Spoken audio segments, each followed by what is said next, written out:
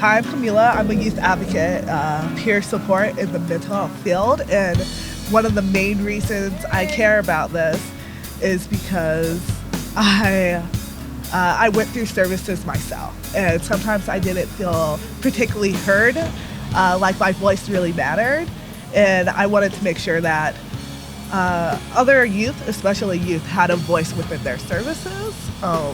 So one way that I do that is teaching youth how to express themselves, and I do poetry a lot. So I actually wrote a poem that kind of explains some of the reasons why I really care about this so much.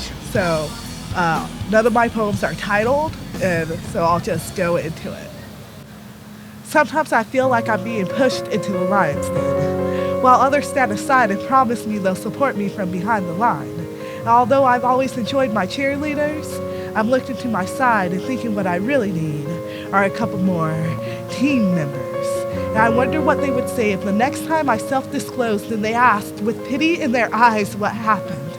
I told them I was just a young girl who didn't know what reality was, whose flashbacks are haunted by faces of well-meaning therapists who let my diagnosis and their prejudiced ignorance get in the way of really seeing me.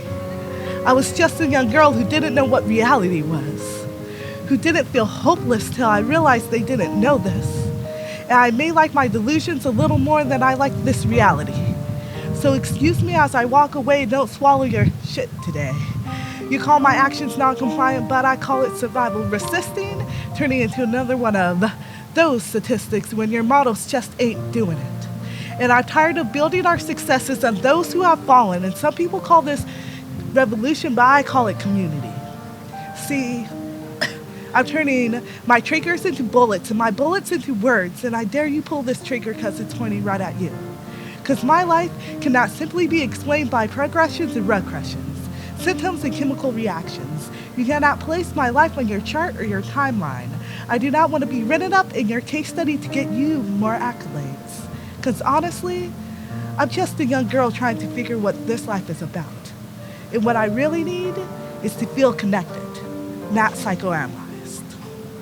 So that's my poem. I don't really know what to say after that. But yeah, it's like my story, why I really care about some of these things, and also just a message to providers that like I don't necessarily need to be fixed. What I need is to be heard, and for people to see me as who I am and not whatever diagnosis happens to be written in my chart.